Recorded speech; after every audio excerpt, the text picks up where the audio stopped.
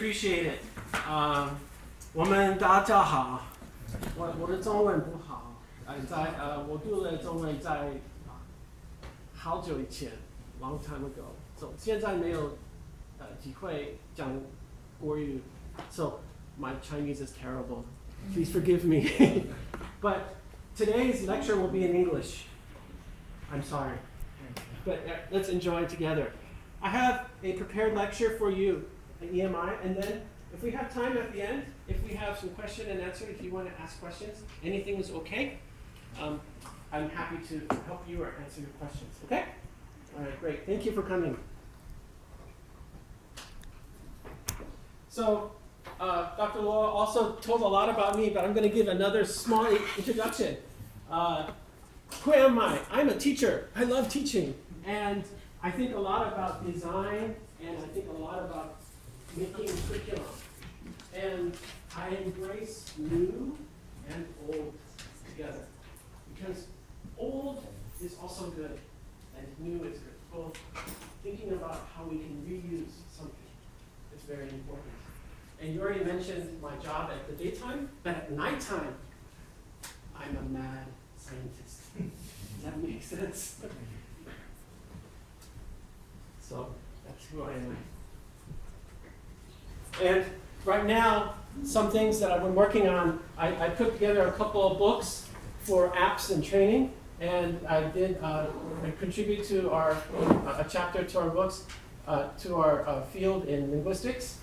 And recently in Toronto, I gave a workshop on teaching teachers how to draw concepts, draw not art, but concepts. This, not this. Right? Simple, quick drawing to give good ideas to students. So in Toronto, I gave a lecture. If you want this lecture, it's available on my website free. So you can download, and I have video, so you can watch the video if you want to learn. It's up to you. So everything I have is for you. You can have it.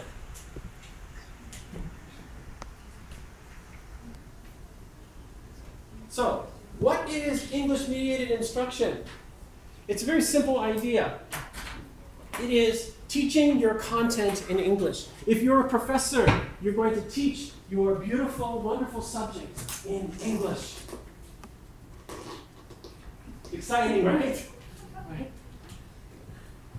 I have to interrupt my speech because this is the biggest tea I've ever, can I see this? Oh, sure. This is the biggest tea I have ever seen in my life. And I'm having culture shock now. Thank you. Wow, this is like, 700 cc. oh my gosh. Even in Irvine, we don't have this. In Texas. Wow, Texas style. Wow. So what does all that mean? Maybe your major is here, right?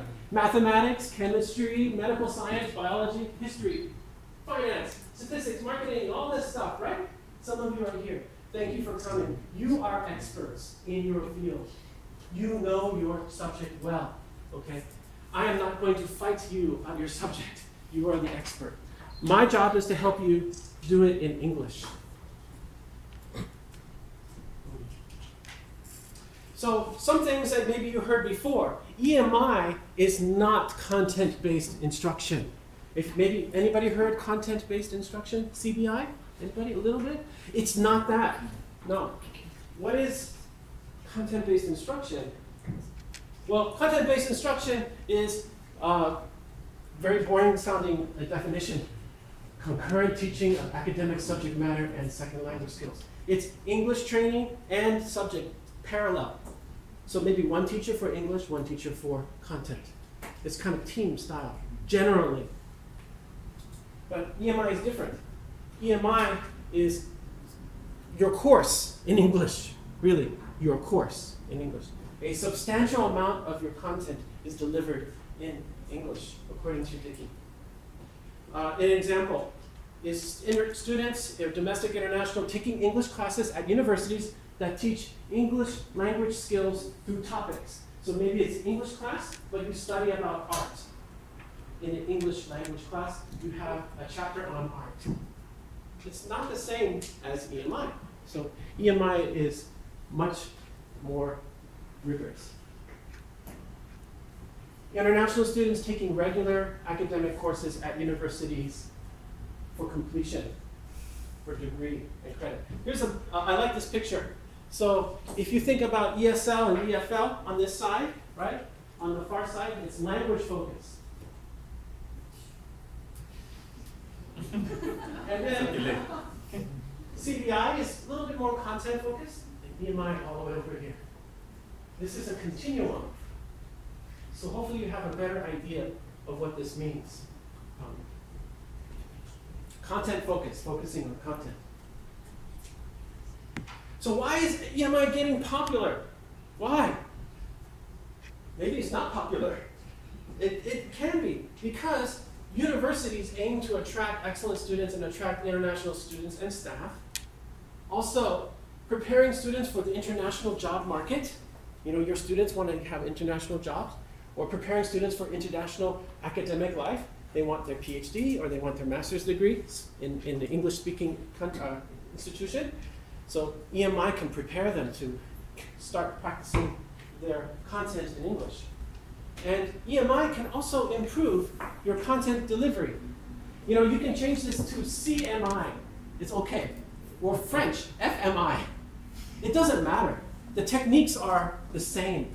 So even if you never use EMI, if you just use Chinese, Mandarin, or Taiwanese, it doesn't matter, because the techniques are helpful for making your lectures more interactive and exciting and fun for you too, fun for yourself. That's important. In the United States, we don't have a rule about training professors. There is no professor training for teaching. If you know your subject, it's enough in America. But I think that's a mistake. In Denmark, they have required teacher training courses for professors. So if you want to teach in Denmark, you have to take pedagogy classes. I think that's the good technique, good way to do it. The latest contents, also ongoing research in the field, is communicated exclusively in English. So if you want the latest research, a lot of it is in English. So professors can easily, quickly get this information if they know English well, or your students can know it well as well. So that is something that is an advantage.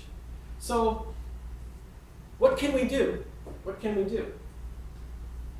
There are, last summer, we developed a teacher training course for EMI training. And 2 of your wonderful professors joined this program.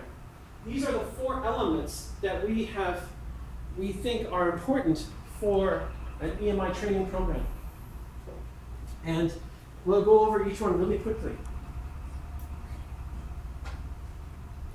The most important, probably the key, is the core English competency development for the professor and the student. See, you have to raise your own English ability, and you have to help raise your students' English ability. If these stay low, then nothing else can be learned. It's really hard to learn that.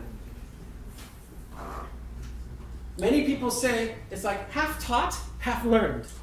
EMI is, I cannot teach enough, and my students cannot hear enough, so it's very inefficient. That's possible. That's possible without training. If you don't train well, then this could be true. So we have to be careful, because this is a real, do you like my picture? I made this picture. Every picture I made, so it's my fault. I apologize.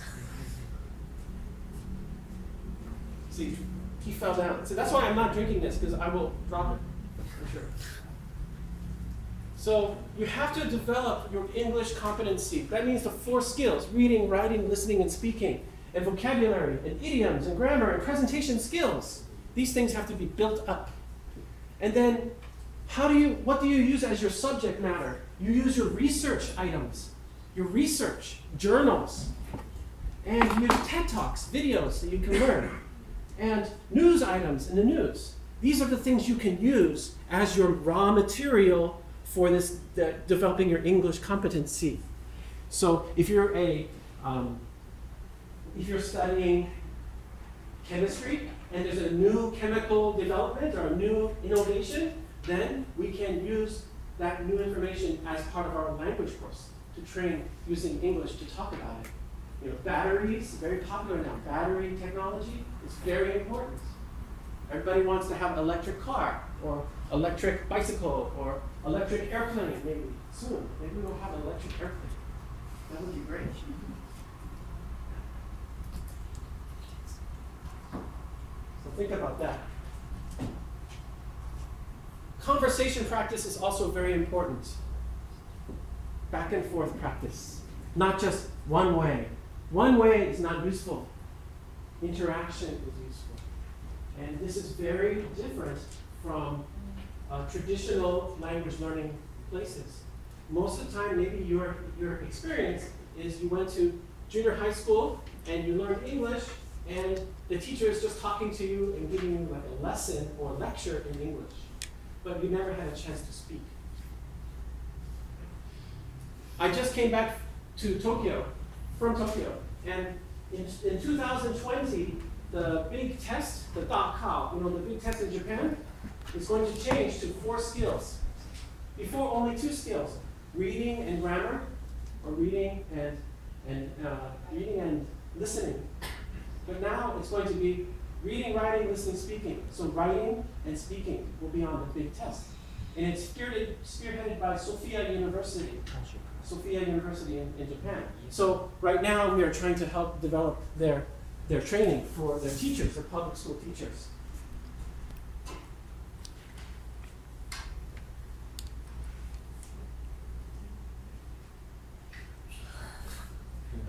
This is a high-level student. It's low-level student.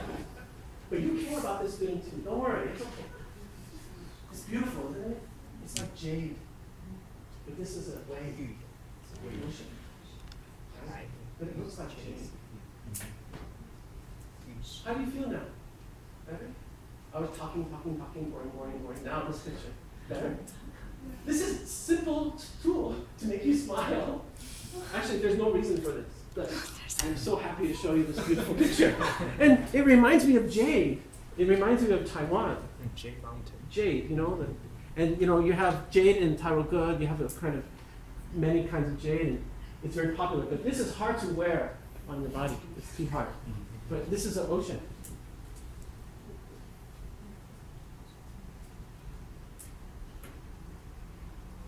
Part 2. We're almost done. Yay, halfway done. Part 2 is using EMI with comprehensive feedback. If you're in teacher training, the best teacher training is video camera, right? The video camera, is on your face. And then this video camera watches your teaching. And then later, the evaluator talks to you about your teaching. And then you go, oh, that's my face. I don't like my face. You don't like your face, but you get feedback. And that feedback is very, very, very, very useful. In research, it's the most important thing for teacher training group, is video of yourself. So put a video on your face and have your colleague record you, and then have tea, have a good meal, and talk about some feedback if you can. We incorporated this in our training program. Each professor gave a 50-minute lecture of their subject in English. 50 minutes with video. And then me and my colleagues, we watched the video and we gave long feedback. Do you remember? Yeah. Painful? Painful.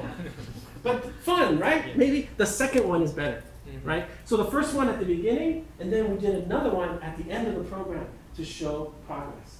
And at the end, it was amazing. Everybody improved. Everybody improved.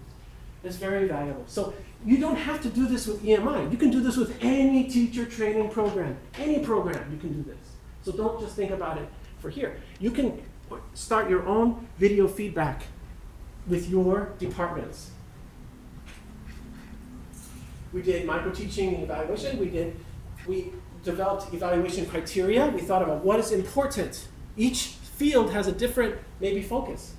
And everybody got to see 20 lectures in English at the first week, and at the end, 20 more lectures in English. So everybody learned from each other's techniques.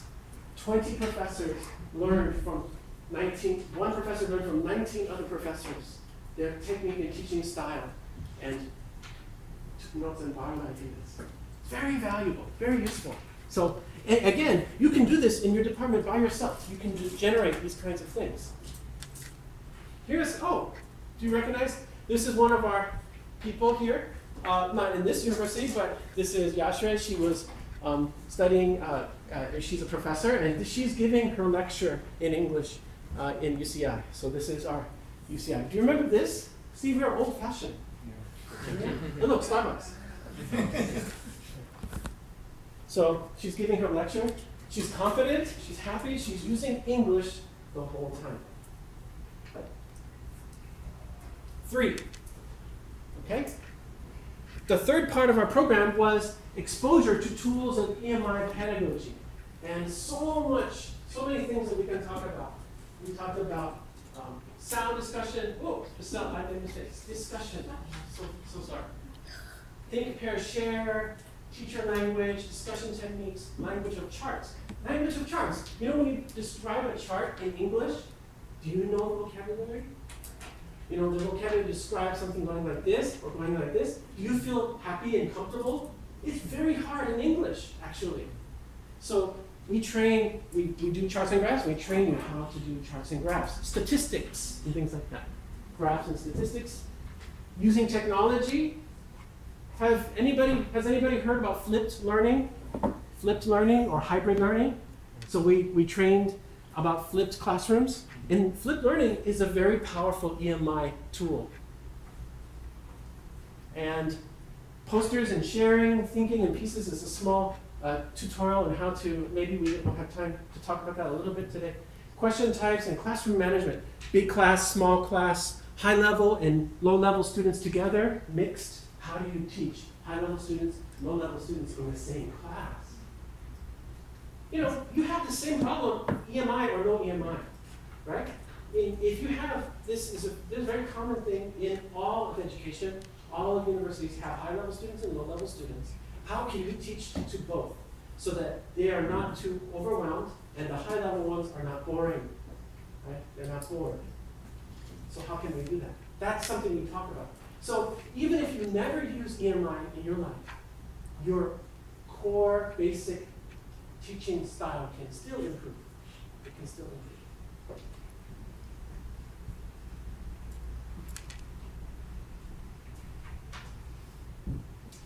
So here's the first step. I didn't draw this picture. I took this picture. So this is a rainy time. The first step, if you want, let's see if we can do this. Let's try. So what I'd like you to do is take a piece of paper, any paper, and fold a paper into 8 things if you want. And if you don't want to, that's okay. You can copy your friend or look at your friend's paper. So you can try this. It doesn't have to be big paper, it can be small paper.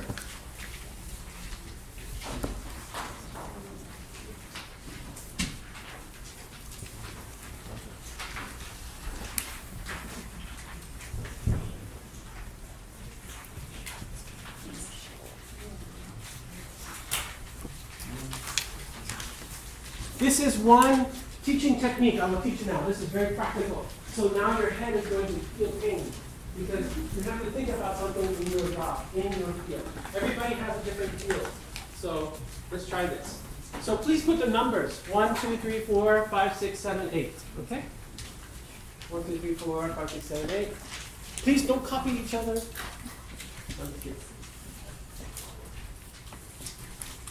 All right.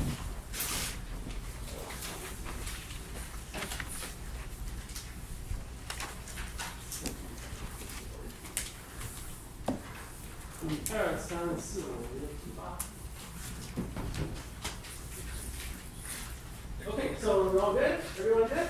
Good. Let's try. So there are 8 things that you have to put down. 8 things. What are we doing? I want you to think about something you have to teach in your class. Okay? Think of one small thing, one small topic you have to teach in your class. Now, if you're a student, maybe you can imagine you're a teacher. Or if you're a student, imagine maybe something you learned this week or last week. But think about one topic. For example, it might mean just a very short topic, very small. Don't say chemistry, or it's too big. But maybe it is an organic chemistry, it's too big. Something more precise. Let me go over the technique, and then you can try to do this.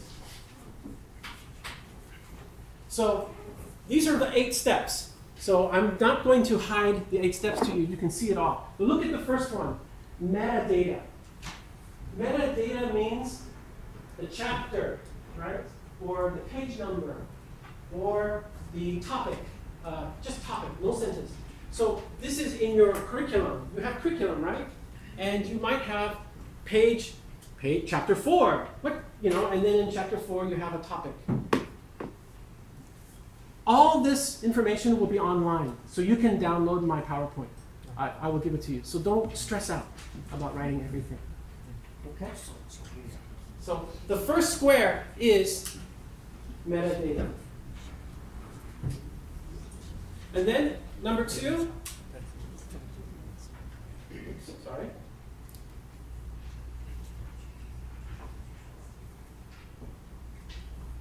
So number 2 is, whoops, I just crossed out, whoops, that's so terrible. Okay. I'm going to use my finger now. Up, down, up. Amazing. No, I'm just cheating. So here you can see what point do you want to teach. Make it into a statement, okay? So what do you want to teach? And make it, in number 2, make it into a statement. So can anybody give me a suggestion? You can, yes? Interviewing skill. Great. How about good interviewing skills, right? Or I want to teach good interviewing skills. Interview. Okay, great, thank you very much. So you can pick your own topic. Then make it into a statement. Interviewing skills are important for your life or for your future job, right? Make a statement. Interviewing skills is important for your future career. Everybody has to do an interview, right? So everybody has to do this, right? Okay, so we made it into a statement in number 2. In number 3, it's just why. Wait, Sama. Why is it important? Why is number 2 important? So, anybody want to tell me why? Professor, can you say why? Doctor, what you mean? Tell us why interviewing skill 1 foot. Why?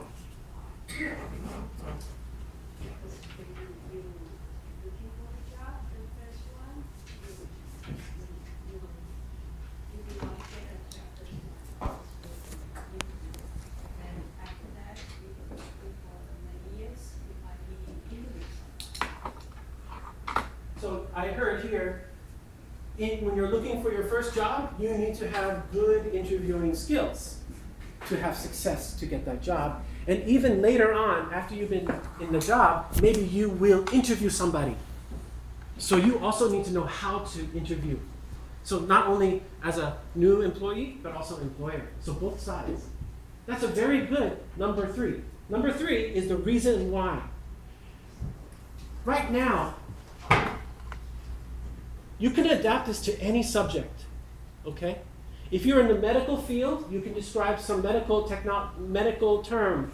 And then why is this medical term important, okay? Or if you are a mechanical engineer, why is something important? Because students want to know why. They just don't want to okay, just tell me. Just tell me the information. No, why? If they know why, they are more motivated. if they know why they are learning something, they will try harder. Okay? Don't be afraid. If you have to answer why. If you cannot do number 3, if you cannot give a good answer for why, then give up the subject. It's not useful. If you cannot make a why, then why are you teaching it? It's not teachable. Everything that is good to teach has a why.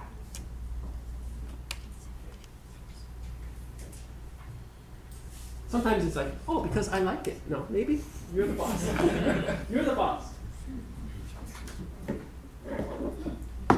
Okay, so number 4. Look at number 4. In the number 4 box, it says, can someone read this? Someone outside, read that number 4 out loud. I want to hear your beautiful voice.